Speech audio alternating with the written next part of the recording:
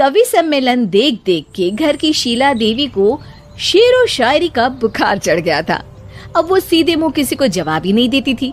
उनके पति और उनका बेटा तो काम करने घर से बाहर चले जाते थे और उनकी शायरी झेलनी पड़ती थी बहू रेणु को।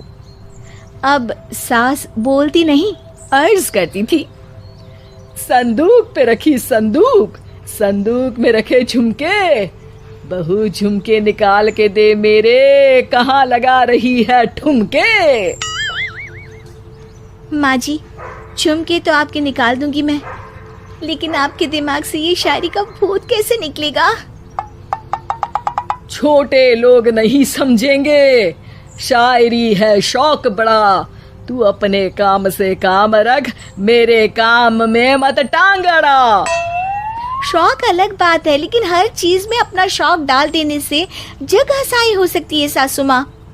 अरे मैं हूँ एक नंबर कलाकार, कोई ऐसी वैसी बला नहीं, तुम घर के कामों में उलझी, समझोगी मेरी कला नहीं।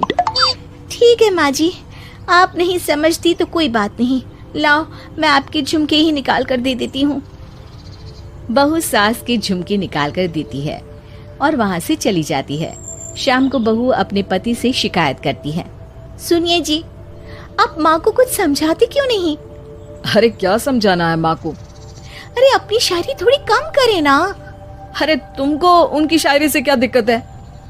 अरे मुझे नहीं, पर पड़ोस में सब लोग हंसते हैं, कहते हैं बुढ़ापे में लोग सठिया जाते हैं, लेकिन शीला जी तो शायर हो गई हैं। अरे लोगों का काम है कहना, लोगों की बातों का क्या टेंशन लेना।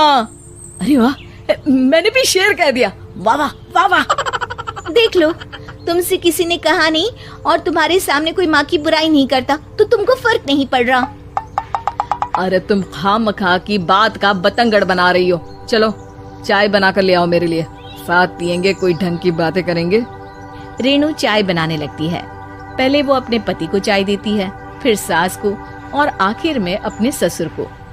लेकिन वो देखती है कि ससुर जी कुछ परेशान से हैं। क्या हुआ ससुर जी, कोई बात हो गई है क्या?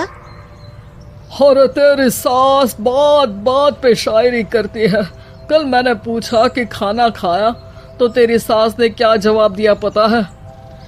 अरे गलती की और आरोपी ने कोड़े खा लिए फटाफट, खाना तो नहीं पर पकोड़े खा लिए झटाझट। अब बता क्या जवाब दूं इस बात का? वो तो सभी से शायरी में ही बात कर रही हैं, मुझे भी समझ में नहीं आता कि क्या करूं मैं। बेटा उसको उसी की भाषा में जवाब देना पड़ेगा। मैं तो आम बातचीत में भी उसके सामने कुछ नहीं बोल पाता, शायरी में क्या बोलूंगा भला। ससुर ने जैसे ही कहा कि उसको उसी की भाषा में जवाब देना पड़ेगा, बहू को ये बात जच गई। अगले ही दिन वो शायरी की कुछ किताबें लेकर आई और शायरी की प्रैक्टिस करने लगी ताकि सास को उन्हीं की भाषा में जवाब दे सके। उसने दिन रात एक कर दिए। एक दिन सब साथ में बैठकर टीवी देख रहे थे, तभी रेणु सबके लिए बिरयानी बनाकर लाती है, लेकिन सास को बिरयानी भाती नहीं। कौवा करता काऊ काऊ, चिड़िया बोलती ची ची, इतना खराब बिरयानी बनाई है कि मुंह से निकले छी छी। बस इसी मौके का तो बहू को इंतजार था, क्योंकि अब बहू सास को उसी की भाषा में जवाब देने के लिए तैयार थी। माँ जी, हमको अपनी ये बेकार शायरी ना सुनाइए, जैसी भी बनी है बिरयानी चुपचाप खाइए। ससुर जी और रेणु के पति ने रेणु का जवाब सुनते ही जोर से ताली बजाई और सास ने जब रेणु का शायराना जवाब सुना तो उनके गले में बिरयानी अटक गई। बहू ने एक और शायरी का तीर छोड़ा। शायरी में बहू के सामने सास हो जाएगी ढेर, क्योंकि सास मारेंगी एक शेर तो बहू मारेगी 1.25 शेर। सास को छोड़ के सब वाह वाह करने लगते हैं। आज पहली बार सास को नहले पे दहला मिला था और रेणु ने सास का मुंह चुप करा दिया था। अगले दिन रेणु का पति उससे कहता है, अरे वाह, तुमने तो माँ की बोलती बंद कर दी, मजा आ गया। अब मेरे लिए कुछ बना दो, खाकर मैं काम पर चला जाऊं। शायरी ही है मेरा जीवन, वही करूँगी जी भर के। नौकरानी रख लो कोई, काम नहीं करूँगी मैं घर के। अरे तुम क्या माँ जैसी हरकतें करने लगी, सीधे सीधे बात करो ना। हो गई कल शायरी, रोज थोड़ी ना करोगी। शीशी भरी गुलाब की पत्थर पे फोड़ दो, जो मुझे शायरी से रोके उसके कान मरोड़ दो। पति घबराकर वहां से चला जाता है और बाहर उसके पिताजी के पास जाकर बैठ जाता है। दोनों अपनी बीवियों की शायरी से परेशान है। ससुर को पछतावा होता है कि क्यों उसने बहू को सास की भाषा में ही जवाब देने का आइडिया दिया। अब तो घर में दो दो शायर हैं। दोनों एक साथ दुखी स्वर में कहते हैं, हम दोनों की ही बीवियां जब से शायर हो गई है, क्या बताएं, जिंदगी एक फटा हुआ टायर हो गई है।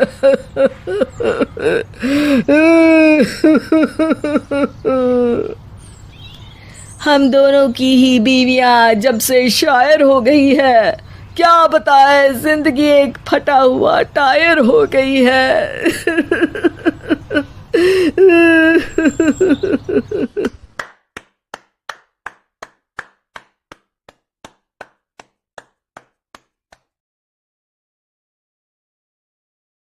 दोस्तों, हमें उम्मीद है कि आपको हमारी ये कहानी पसंद आई होगी। कृपया हमारे चैनल को सब्सक्राइब करें और सभी अपडेट्स के लिए बेल आइकन जरूर दबाएं। और हाँ, वीडियो लाइक और शेयर करना मत भूलिएगा। Bye bye.